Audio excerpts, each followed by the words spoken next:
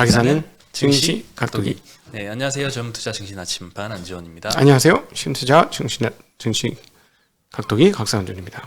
네, 오늘은 좀 좋았죠?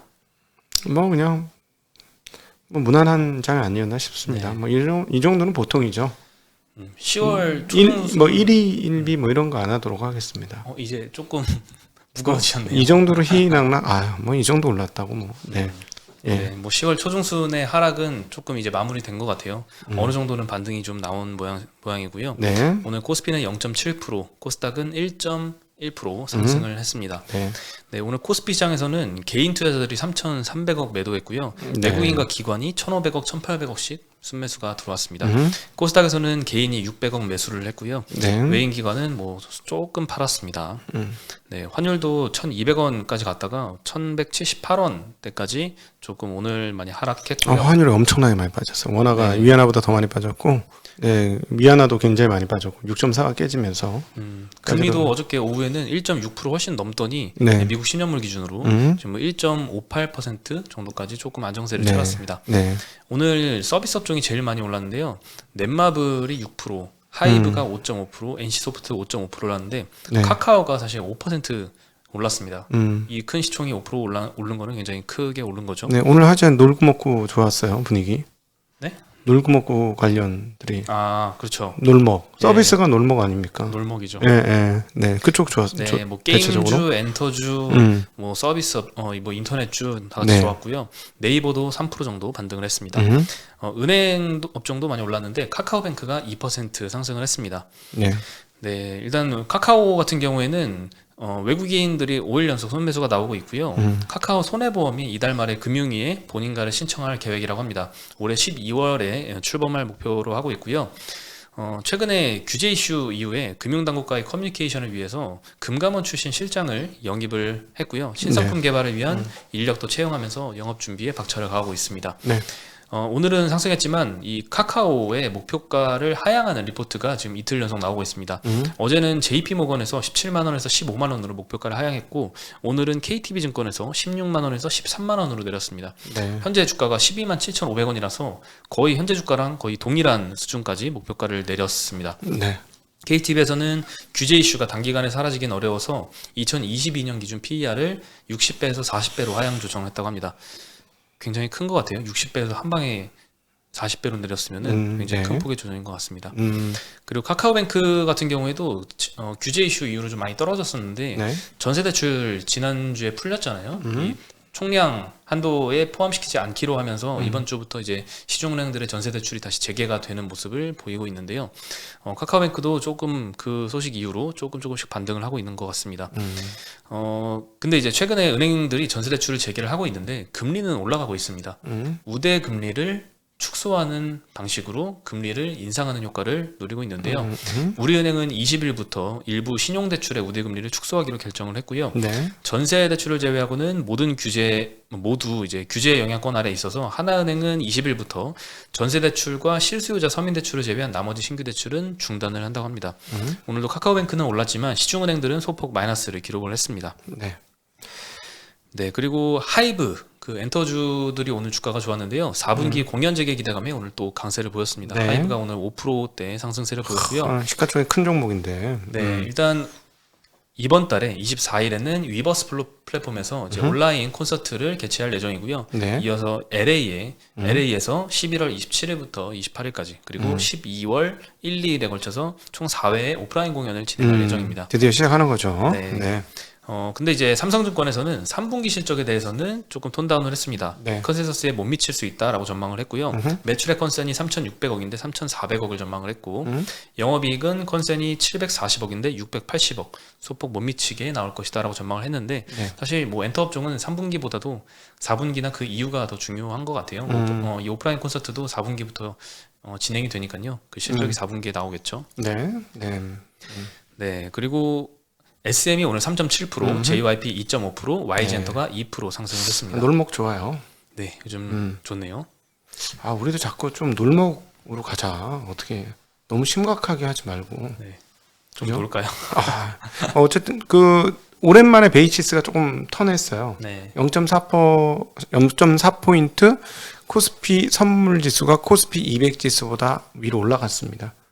요거 조금 더 벌어지면 0.5 이상 벌어지면 이제 시장을 조금 좋게 보는 사람들이 많이 생겼구나.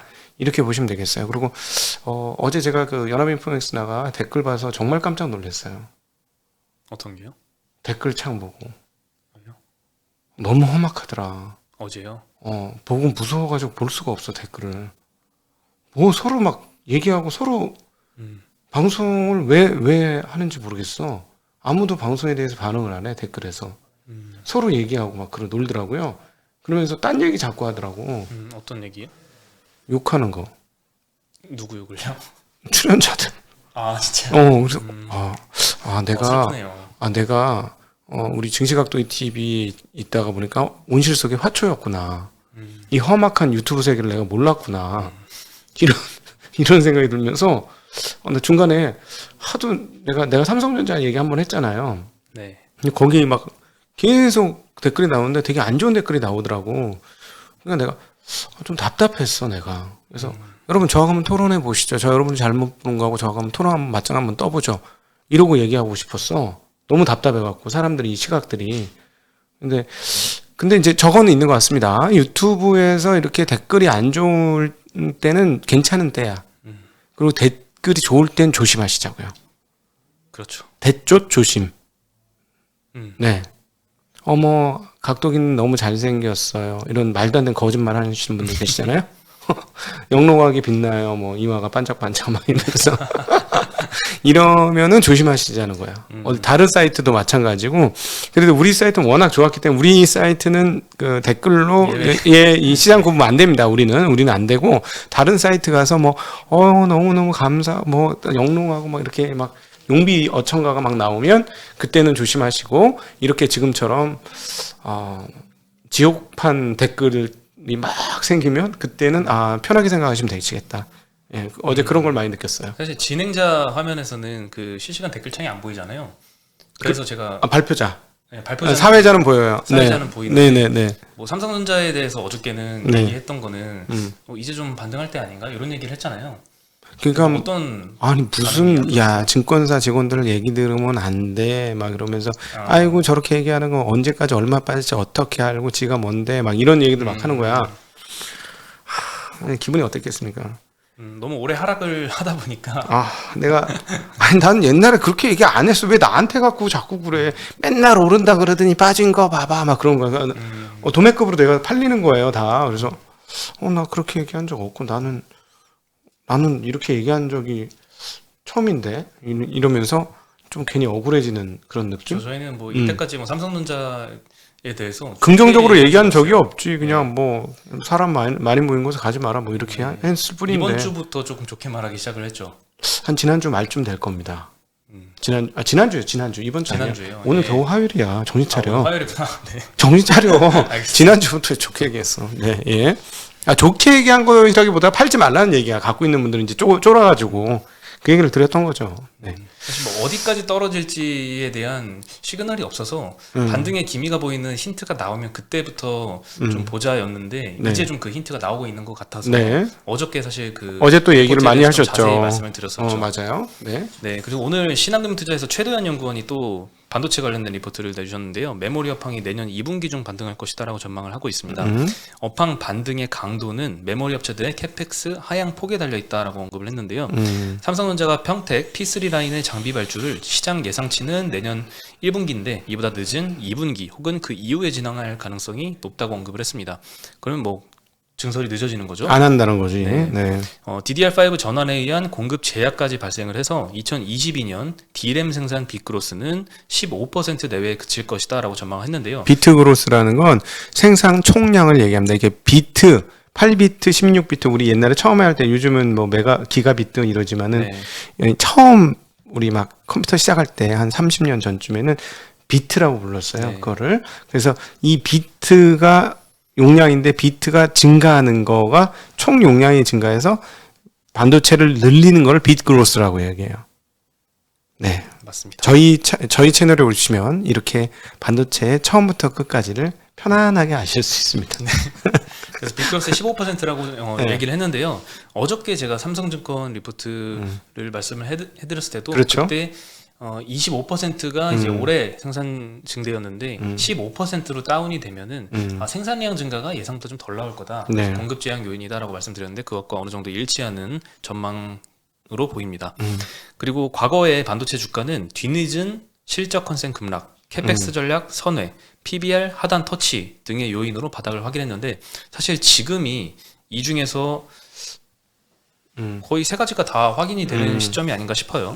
네, 실적 컨센 지금 떨어지고 있고 캐펙스 전략이 지금 이 전망에 따르면 조금 늦어질 것 같고 PBR 하단도 터치를 하긴 했죠. 네, 그래서 어느 정도 요건이 갖춰진 것 같고 오늘은 삼성전자가 0.57% 상승을 했고 하닉스는 0.6% 정도 상승을 했는데요. 외국인들이 어저께 샀거든요. 네. 정말 한 5거래일 만에 매수가 들어왔는데 이제는 이제 그만 파나 싶었는데 오늘은 팔긴 팔았는데 한 300억 정도 팔았습니다. 네. 거의 안 파는 수준이죠. 삼성전자 치고는. 아니, 다른 회사 같으면 어떨 거냐면은 3분기 실적이 나오면서 빠져야 돼요. 3분기 실적이 피크를 쳤으면 나오는 즈음에 빠지기 시작해야 되거든요. 아니면 살짝 올렸다 빠지고 네. 이게 정상인데 이 동네는 어떻게 됐냐면 나오기 전부터 빠졌어. 그러니까 3분기 피크가 확실하다고 본 거고 그 다음에 빠질 거니까 내가 먼저 팔아야지.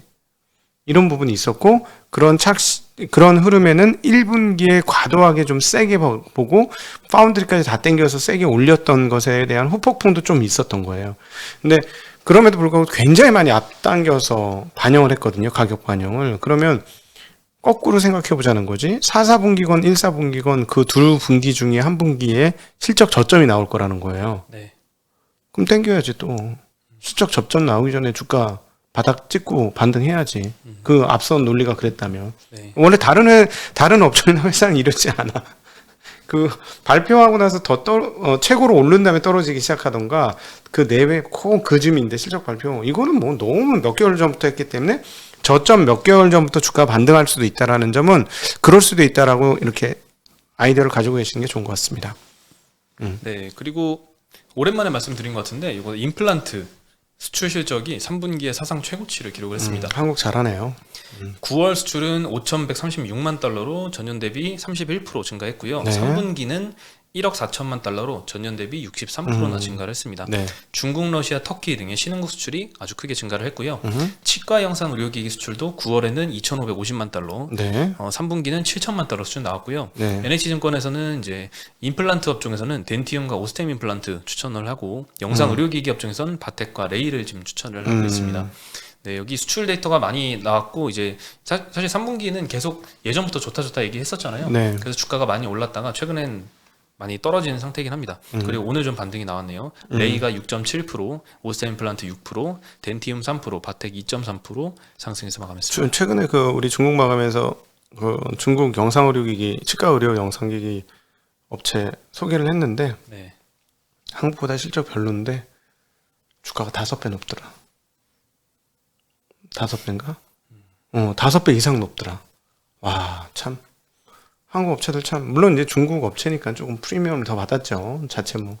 근데 기술력도 떨어지고, 그러는데도 그렇게 높게 받아요, 주가를. 그러니까 한국 업체들은 되게 좀 싸게 받는 것 같은 느낌? 지금 확 뜬 유행하는 업종 빼고는 대체적으로는 그렇게 평가를 많이 못 받아, 한국 기업들은. 그런 느낌이 있습니다. 네. 네, 그리고 오늘 2차 전지 종목들이 많이 올랐다가 뭐 고점 대비는 조금 떨어져서 상승폭을 축소해서 마감을 했는데요. 네. 내일 테슬라 실적 발표가 예정이 되어 있습니다. 디데이죠. 네, 오늘 일진머티리얼즈가 6%, 대주전자재료 4.7%, LNF 3%, 장중에는 뭐 훨씬 많이 올랐었더라고요. 테슬라 실적 발표하고 주가 빠질 수도 있어요. 왜냐하면 기대 지금 완전히 반영되고 있잖아요, 주가에. 네, 테슬라 주가도 지금 폭등하고 있죠.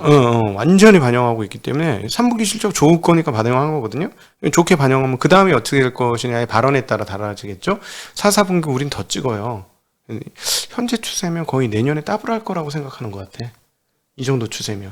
근데 만약에 생각만큼 언급이 조금 반도체 수급 우리도 좀 어려워서 조금 한 분기 좀 쉬었다 갈 것 같아요. 이러면 주가는 빠지겠죠.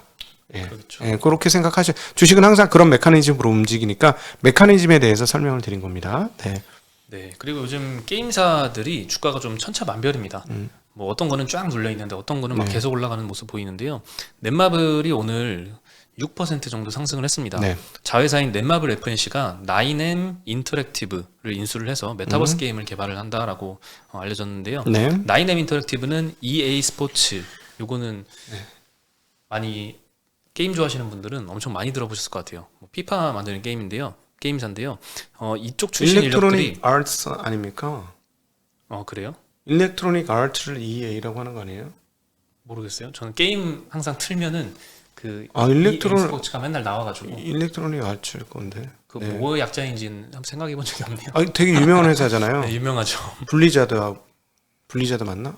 몇 군데 유명한 회사 중에 하나인데 아주 유명. 네, 그래서 여기 출신 인력들이 주축이 되어서 2014년에 진짜 게임 안 하는 모양이다. 게임 뭐 학생 때 이후로는 안 하죠. 참 네. 투자를 위해서 조금씩 하십시오. 알겠습니다. 네. 저보러 하라 그런 얘기는 하지 마세요. 네. 하라 그러면 짝 맞추기 하고 있다. 나는 그 짝 맞추기가 그거예요. 뭐 요즘에 히트 쳤던 것들이 거의 대부분 짝 맞추기를 모토로 만드는 그렇죠. 거예요. 그래서 되게 옛날에 유행할 만한 그런 게임인데 인기가 많네. 뭐 이런 거 같은데. 단순하거든. 네. 그렇죠. 그리고 이 딥러닝 기술을 보유하고 있어서 향후에 메타버스 게임이나 플랫폼 개발에 적극적으로 활용할 것이라고 밝혔고요.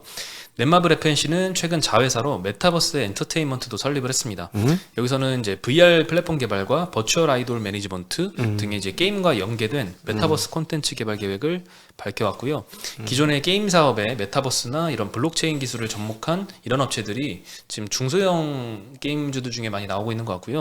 오늘 그 중에 하나인 위메이드가 10% 올랐습니다. 네. 뭐 동남아에서 계속 인기가 많더니 인기가 계속 많아져서 서버 개수를 계속 늘리고 있습니다. 지금 네. 150개 돌파하고 160개도 좀 돌파했다는 소식이 들리거든요. 네. 대단해. 80개 돌파 얘기를 그때 했었잖아요. 그렇죠. 뭐 100개 돌파를 굉장히 단시간 내에 했는데 150개, 160개까지 금방 올라왔고요. 네. 여기 또 근데 반대로 또 공매도도 굉장히 많이 치고 있어요. 이제는 할만하지 공매도 입장에서는. 네. 너 죽고 나 죽자 한번 해보자 뭐 이런 거죠. 네. 그리고 NC소프트가 다음 달 출시하는 리니지 W 요 글로벌 사전 예약이 2달간 1,300만 건을 돌파하면서 오늘은 5.5% 상승을 보였습니다. 네. 그 떠나간 린저 씨들이라고 부르잖아요. 몰라요. 다시 돌아올지 모르겠는데 인저가 뭐야? 리니지 하는 그 아저씨들, 린저 씨. 씨들이라고 하는데 이 리니지 그동안 실망을 굉장히 많이 했잖아요. 네. 리니지 W가 나온다는 소식에도 뭐 그래도 똑같다 이런 의견이 많았는데 그래도 사전 예약 수는 많이 나오고 있네요. 네, 11월 4일부터 정식 서비스를 시작할 계획이라고 합니다. 네. 그리고 비트코인 선물 ETF 승인이 됐잖아요. 그리고 이제 아마 오늘 밤부터 BITO라는 이제 코드로 미국 시장에서 거래가 될 예정인데 두나무 지분 6% 보유한 하나투자증권이 오늘 15%나 상승을 했습니다. 네. 네, 비트코인 이제 현물도 승인될 수 있다 이런 전망이 나오고 있고요. 뭐 다른 선물 ETF 상품들도 계속 런칭이 되겠죠. 오히려 빠지지 않을까 비트코인 오늘부터? 기대감 때문에 많이 올렸으니 저거 선물 ETF면은 매도도 칠 수 있는 거 아니에요? 선물 ETF면 매수만 안 되나? 일단 이게 이 기초 자산이 비트코인 선물을 따라가는 ETF. ETF인데 그럼 이게 매도 인버스는 없어요? 예, 없으니까 그런 이슈는 아직 없는 것 같고 네. 다만 이제 비트코인을 그냥 현물을 사는 거랑 선물 ETF를 사는 거랑은 조금 네. 달라요. 오히려 선물 ETF는 불리할 수도 있는 게 이 롤오버에 대한 선물 보니까 만기가 길수록 엄청 가격이 높더라고요. 그래서 이제 롤오버 비용이 ETF엔 다 반영이 되기 때문에 그냥 쭉 장기 투자했을 때 비트코인에 장기 투자하는 거랑 비트코인 선물 ETF를 쭉 장기 투자하는 거랑 그냥 비트코인 현물이 나중에는 수익률이 더 높을 것 같습니다. 롤오버 비용을 잠깐 설명해 주시죠. 롤오버는 이제 선물 ETF는 선물 가격을 그대로 따라가야 되는 상품이잖아요. 네. 선물 가격을 따라가야 되는데 선물이라는 거는 현물과 다르게 만기가 있습니다. 네, 그래서 일단 뭐 오늘 10월 달이니까 뭐 11월 만기 상품을 샀다. 그러면 11월 만기가 됐을 때 만기가 되면 이제 그 상품 끝나잖아요. 기초 자산을 이제 롤오버를 해서 그 다음 월 만기를 또 사야 됩니다. 그러면 이거를 계속 만기 때마다 교체를 해야 되는데 교체 비용이 발생을 하죠. 어쩔 때는 이 롤오버를 함으로써 오히려 이득을 볼 수가 있거든요. 그때는 원월물이라고 하죠. 더 만기가 긴 선물 가격이 더 짧은 만기의 선물 가격보다 더 싸다면 지금 비싼 걸 팔고 싼 걸 사니까 이익이 나는데 비트코인 같은 경우에는 만기가 길수록 선물 가격이 더 높습니다. 지금 그렇게 거래가 되고 있기 때문에 롤오버를 할수록 롤오버 비용이 발생한다라고 하면 조금 어려울까요? 괜히 하는 것 같아. 괜히 물어봤어. 근데 이게 원론적으로 맞는 얘기고요. 내가 갖고 있는 거하고 다음 달 거하고 끊어져요 중간에. 그러니까 저기로 옮겨 타야 되는데 이게 가격이 높으면 이만큼 비싸게 사야 되잖아요. 그러니까 요만큼 차액이 손실 나는 거예요. 그 얘기고 가끔씩 이게 밑으로 떨어질 때가 있어요. 그러면 싸게 사는 거니까 이제 이게 다시 제자리를 찾으면 더 좋을 때도 있다라는 그런 얘기인데 어찌 되었거나 지금 계속 뒤에 게 더 높으니까 더 비싸게 바꿔줘야 되는 거죠. 그래서 비용이 더 많이 들어가서 나중에 보면 분명히 올랐는데 남는 게 하나도 없네. 이렇게 될 수도 있다는 얘기입니다. 그리고 또 놀라웠던 거는 비트코인 선물 가격을 보니까 만기가 긴 게 훨씬 더 가격이 높더라고요. 그걸 보면서 이제 비트코인 가격이 과연 얼마까지 올라갈 거라 생각을 하는 건가 이 선물 시장 참여자들은. 그렇죠. 예, 선물은 정말 보니까. 기대감의 시장이에요. 네. 네. 그래서 앞서 우리 코스피 200보다 코스피 200 선물이 0.4포인트 올랐습니다라고 말했는데 1포인트가 보통 7포인트예요. 그러니까는 0.4포인트면 한 3포인트 정도 더 높게 보는 거예요. 지금 미래를.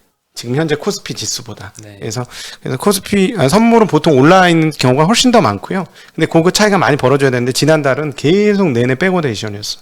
그러니까 시장이 짓눌려 있었다는 있을 수밖에 없는 상황이었죠. 이게 이렇게 되면은 어떻게 되냐면 선물이 계속 올라 있으면 기관 애들은 선물이 올라 있으니까 비싸거든. 그러면 팔고 요거하고 연계된 프로그램인 현물은 싸니까 사는 거예요. 그걸 우리가 일컬어 프로그램 매수라고 부릅니다. 그러면 현물을 사니까 주가가 기관이 사는 거를 여러분이 계속 보시게 될 거예요. 어렵나? 더 이상 쉽게 할 수 없어. 포기. 네. 네. 그리고 지금 원자재 가격이 많이 올라왔잖아요. 미친 가격이죠. 천연가스 가격은 조금 안정세를 찾았더라고요. 네. 5불까지 내려간 걸 확인했는데 반대로 유가는 계속 올라가고 있습니다. 지금 네. WTI 기준으로 83불 돌파했고요. 작년 평균 유가가 48불인데 굉장히 많이 올랐습니다. 네. 4불이 좀 안 되게 올랐는데요. 국제항공운송협회가 이달 15일 기준으로 통합 항공유 가격이 작년 10월 대비 118% 상승했다고 밝혔고요. 오늘 항공업계에 따르면 11월 국제선 유류 할증료가 10월 대비 최대 120% 폭등했다고 합니다.